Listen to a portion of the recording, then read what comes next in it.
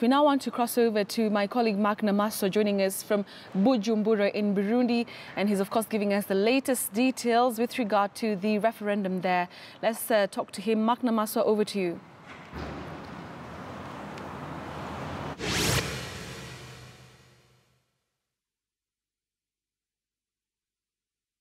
Traveling back to their rural villages so that they can be there in time for the referendum starting tomorrow. And as I also mentioned, the president is expected to go back to his rural village in Ngozi in the northern part of the country also to participate in the referendum. Now, statistics from the electoral body indicate that about half of the population might participate in the referendum. The country has about 11.1 million people, and about half of them will be a part of the referendum. Now, yesterday we also managed to go to the area of Ruhagarika in Cibitoke province, where about 26 people were killed on May 11th by attackers believed to be coming from the Congo DRC border. And it was quite heartbreaking to look at those faces in the funeral, because the area has been volatile for such a long time, and you could tell from their faces that this is not the first time they are seeing such occurrences taking place. And also the level of security around that place is very high. As you travel along the roads, you will notice in the bushes, in the plains, there are security personnel also manning the roads just to ensure that the porous borders do not expose the citizens of the country to attacks. Now, we also met a number of dignitaries, foreign envoys from different countries, from Russia, from Kenya, and other countries that were also at the funeral, just condemning the acts of attackers that often cross the border and take advantage of the porous borders and the tensions to attack innocent villagers. Now, concerning the upcoming referendum today in the evening, we are informed that the Burundian electoral body, that is Seni, will be issuing a press statement concerning their level of preparedness and what to expect tomorrow. Now, Burundi has about 18 provinces. It's a particularly small country, but has about 18 provinces. And those are some of the units under which the electoral body will be operating as we head to the referendum to be held tomorrow. Back to you. All right, Mark Namaso there giving us the latest updates, and like he mentioned, we'll be waiting to see really the process of that referendum and the results that could see Pierre Nkurunziza have a reign of up to the year 2034. So it's a very important historic referendum that we'll be keeping an eye on here on KTN News. For now, we come back home, and the body of a 17-year-old former student of Machakos boys who drowned in a Kitui river 3 weeks ago has been retrieved. The body was retrieved through the support of the Kenya Red Cross Society, the National Youth Service, and the county government of Kitui. The Kitui government has undertaken to cater for all the burial expenses of the deceased.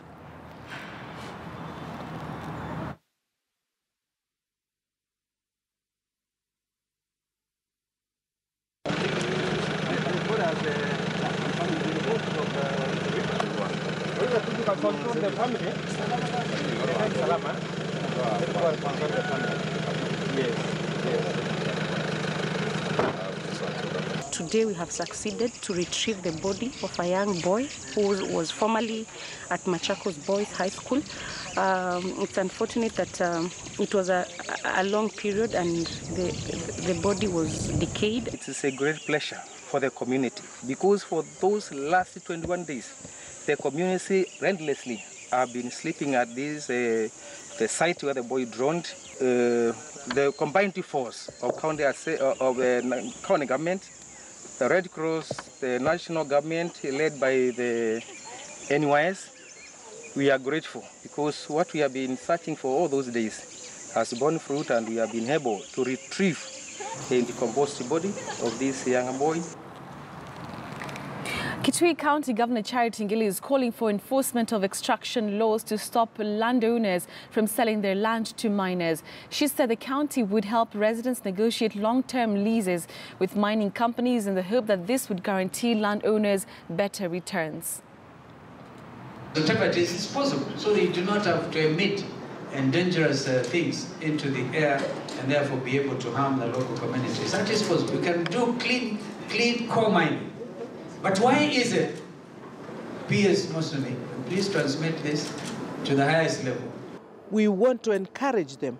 We want them to come out and tell us what challenges they have so that we can help them to get out of these challenges and so that they can now start mining with ease for anybody to get out of poverty. And we know the 4 factors of production: land, we have that; labor, we have that; both skilled and unskilled; capital, we have that through devolved system of government. Jomvu Member of Parliament Badi Twaleb has asked Kenyans to support the newly formed unity pact between opposition leader Raila Odinga and President Uhuru Kenyatta. Twaleb has said the historic handshake between the two leaders would lead to reconciliation among Kenyans and help the country move away from divisive politics. The Member of Parliament urged Kenyans to be tolerant of divergent political views in order to ensure there is peace in the country. Kushikana mkono kwa Mheshimiwa Raila Amolo Odinga na Rais Mheshimiwa Uhuru Muigai Kenyatta. Mpaka dakika hii tuamini ya kwa kuwa wameshikana mkono kwa minajili ya utulivu wa nchi hii ya Kenya ili watu waweze kuishi pamoja. Na vile vile Mheshimiwa Raila amezungumza wazi kusema kuwa haijakuwa nia ya kutafuta nafasi za kazi wala kufikiria mambo ya kuhusiana na mambo ya 2022. Fikra za Mheshimiwa Raila na sisi wafuasi wake na wengine wengi tunaona kuwa tuangalia mbele ya 2022 kwa sababu Kenya haimaliziki mwaka 2022. Kwa hivyo tunataka tuseme katika nchi hii ya Kenya watu wote washikane mikono kwa kudumisha amani, pasi kuangalia misingi ya kidini, pasi kuangalia misingi ya kikabila, kwa sababu tuliona mgawanyiko ulisababisha nini wakati wa baada ya uchaguzi. Na vile vile tunajua pia wakati wa nyuma mwaka 2007 kuna yapi ambayo yaliweza kutokea. Kwa hivyo hii chukuchuku na hii maneno ya kuona kuwa wanakejeli kushikana mkono kwa Mheshimiwa Raila Amolo Odinga na Mheshimiwa Uhuru Kenyatta, lengo la kuharibu mshikamano huo halitaweza kufaulu, kwa sababu wananchi wa Kenya wameona wazi kuwa tangu siku Mheshimiwa Raila Amolo Odinga na Mheshimiwa Uhuru Kenyatta washikane mkono, biashara zimerudi, utulivu umerudi, watu wanaishi kwa amani na watu wanatembeleana bila ya hofu na bila matatizo yoyote. Leaders and politicians in the country should tone down their rhetoric on the referendum debate and instead redirect their energy on serving the people who elected them into office. Well, this is according to Livestock Marketing Council Chair Dubad Amey, who has castigated politicians for engaging in political bickering at the expense of development. Amey, who was speaking in Garissa, said Kenyans are at this moment not interested in the referendum debate and called on leaders to serve Kenyans as they should. The Constitution as a document will always have faults. But we need to look at it in totality. One of the big faults of the present Constitution is we have too many people. We have many MCS. We have many members of parliament. We have many senators. We have commissions. All these people cost money to the taxpayers. And then you want to create more offices for the taxpayer to be taxed more. This is what I'm saying. Let us change the Constitution, but change it after a thorough civic society. After putting a commission to look at it in totality. We need to reduce. What is the essence of having 390 members of parliament and 2,000 MCS? Members of parliament should be reduced because there is a county assembly. What are they going to do? Senators, look at them. We have said we want affirmative action for women. We have 47 women representatives in the National Assembly. We have a very high number nominated in the Senate. What are these? So I think somebody should not just come one night and dream changing the Constitution. The Constitution belongs to 40 million people. When it is going to be changed, it needs a thorough study. Now, the Morandet Institute of Oil and Gas conference is currently underway at the University of Nairobi. We now want to cross over there and listen into that. Makers, including our own permanent secretary, P.S. Andrew Kamau, is very passionate about this skill and capacity building, and that's why he's even present here today. So our Chief Administrative Secretary, we are also delighted to have you, together with the entire packing of the ministry and the board of directors of Kenya Pipeline, the entire pipeline, and all the other stakeholders. It is a great joy for me to see the success and to see this day as we chart the way forward. My hope is that the liberations that will come out of this, we will actualize to shape the policy making for the betterment of the graduate of Morandet Institute of Oil and Gas and capacity building at large. So without mentioning many, many other things, of course, we want to say welcome to Morandet Institute of Oil and Gas, and I wish to take this opportunity now to invite my boss, the Chief Executive of Kenya Pipeline Company, Mr. Joe Sang, to come and make his remarks. Of course, I pray that one day when I become a professor, I will also get a standing ovation, isn't it? So as for me, I'm working towards where Professor Mbiti will be, so I don't deserve a standing ovation, but one day when I become a professor, maybe I'll get it, right? So welcome Mr. Joe Sang to make your remarks. My name is Mr., not Professor. All right. Our Chief Administrative Secretary, Ministry of Energy and Mining, Engineer John Mosonic. Our Principal Secretary, State Department of Petroleum, Mr. Andrew Kamau.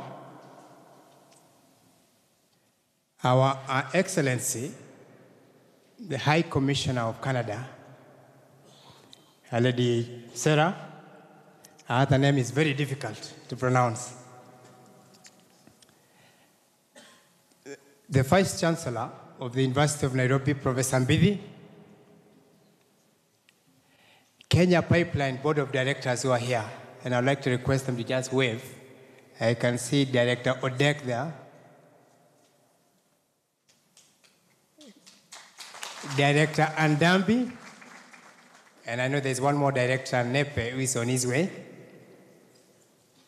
Local and international delegates present here today, invited guests, ladies and gentlemen, good morning. Can you give your neighbor a high five? And tell them this is a good day.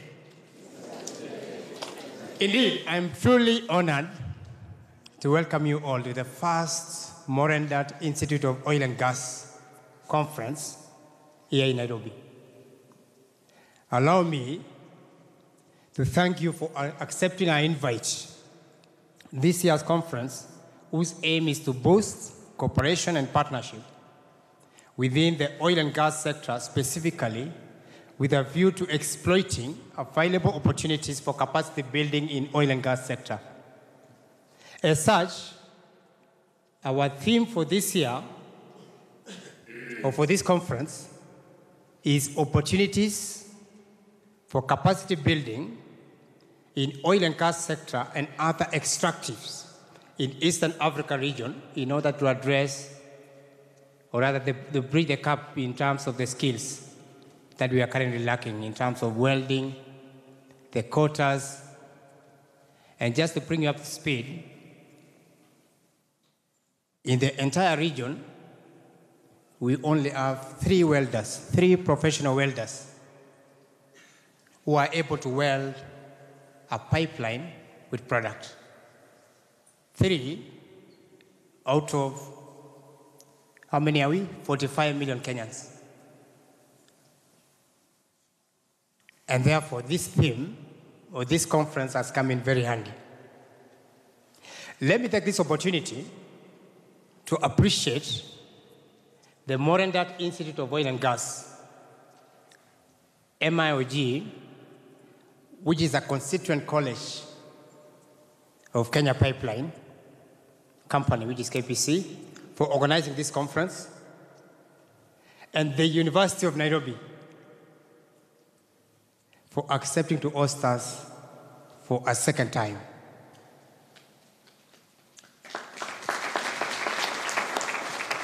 The first time KPC and University of Nairobi Oil and Gas Public Sector Series was held here in July 1 of 2016 to discuss the oil and gas in the East Africa region with a focus on challenges and opportunities in the sector. That time, we had over 500 participants drawn from government, private oil companies, staff, students from University of Nairobi who engage in oil and gas discussion. And I'm very proud to announce that this conference has attracted over 300 participants, signifying the growing importance of this forum in shaping the destiny of the oil and gas sector. Ladies and gentlemen, KPC is the only white oil pipeline operator in the region, with over 1,300 kilometers of pipeline network. But as the region embarks on large-scale oil and gas exploitation, it is estimated that over 2,700 kilometers of pipeline will need to be constructed with this significant growth. Why am I saying that? This will require over 2,700 technicians, up from the current, we only have 700 technicians in our region. And the 700 technicians are all currently working for Kenya Pipeline. So we are looking at in the next 3-4 years, we need to quadruple that to 2,500. That's a huge number. And therefore the need to enhance capacity in oil and gas is now.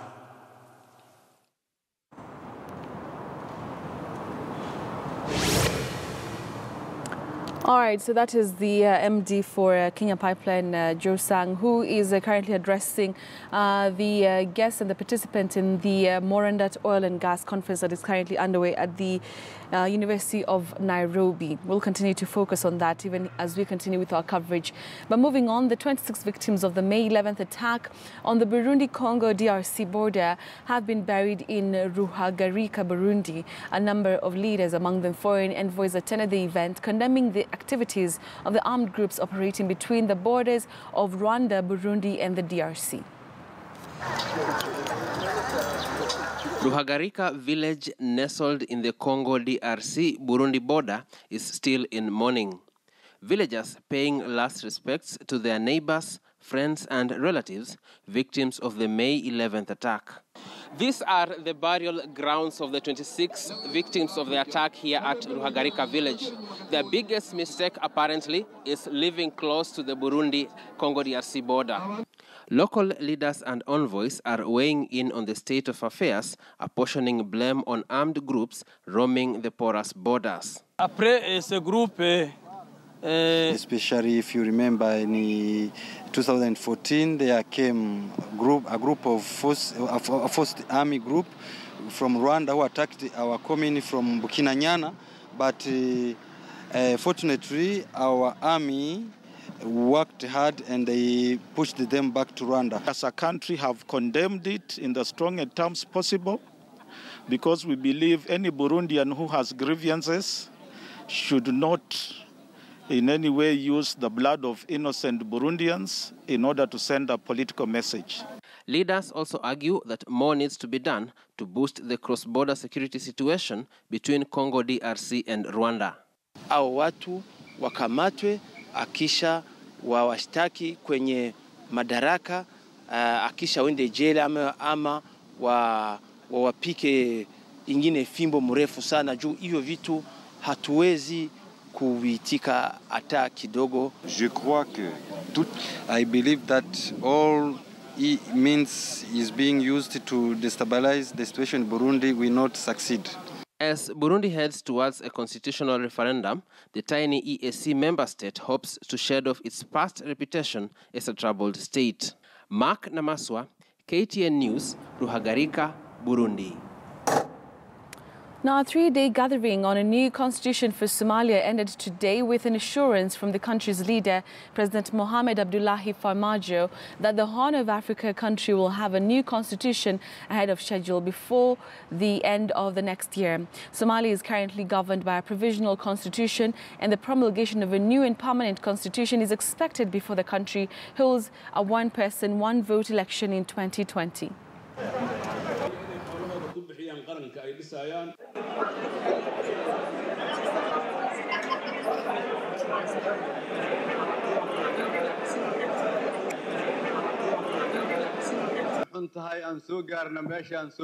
inaan dhisnaa wada shaqayn iyo inaan ka helnaa aragti loo wada dhan yahay habraaci lagu gaari lahaa dastuurka ama processkii waxaan ka bilaabay as we implement the transition plan and hand over more security responsibilities to you, the Somalis, these consultations and the subsequent voicing of your opinion on how you, the Somalis, wish to govern is beginning of Somalia taking charge of its responsibility. At least 5 members of a militia force fighting Boko Haram jihadists were killed on Tuesday when a suicide bomber detonated his explosives in northeast Nigeria. A man carried out the bombing at a checkpoint manned by the militia known as the Civilian Joint Task Force on the outskirts of Kunduga, 35 kilometers southeast from the Borno state capital of Maiduguri. The attack comes 2 weeks after 86 people were killed in a twin suicide blasts targeting a mosque and a nearby market in Mubi, a town in neighboring Adamawa state, Nigeria, which is holding presidential polls next year. It has been fighting for the Islamic extremists since 2009. Now, Britain's Prime Minister Theresa May has said the violence in Gaza, I beg your pardon, is tragic and concerning, and there needs to be an independent investigation after Israeli troops shot dead dozens of Palestinian protesters on the Gaza border. While speaking at a news conference alongside Turkish President Tayyip Erdogan, May said that there is an urgent need to establish the facts of what happened yesterday through an independent and transparent investigation. Palestinians clashed with Israeli soldiers on Tuesday in the West Bank and Gaza Strip after Israeli forces killed 60 Palestinians near the Gaza border.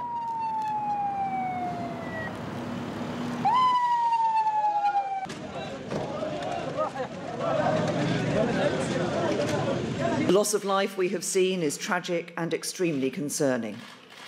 Such violence is destructive to peace efforts, and we call on all sides to show restraint. There is an urgent need to establish the facts of what happened yesterday through an independent and transparent investigation, including why such a volume of live fire was used and what role Hamas played in events. Palestinians have the right to protest, but these protests must be peaceful. We are concerned that extremist elements are seeking to hijack legitimate protests to further their own objectives. And while we do not question the right of Israel to defend its borders, the use of live fire and the resulting loss of life is deeply troubling. We urge Israel to show restraint. Well-wishers and real wedding fans descended on Hollywood Boulevard in Los Angeles on Tuesday to write good luck messages in a giant card for Britain's Prince Harry and US actress Meghan Markle ahead of their big day, carrying a portrait of the royal couple and the slogan "Harry and Meghan Happy Ever After." The card was unveiled by a British Consul General in Los Angeles, Michael Howells, outside the city's fabled TSL Chinese theatre. Harry and fiancée Markle will marry on Saturday in a ceremony that brings together royalty and Hollywood glamour.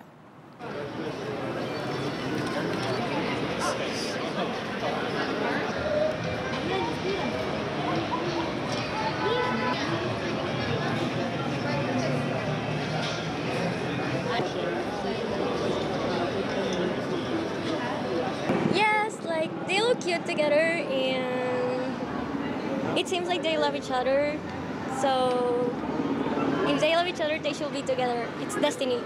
We all know they're breaking a lot of rules with their marriage, and I think it's important to show them support, and so they can be comfortable and so they can have a great wedding.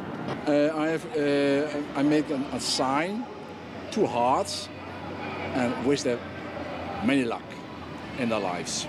I think it's great. I think it's a great connection for both of our countries, and we're really excited about it.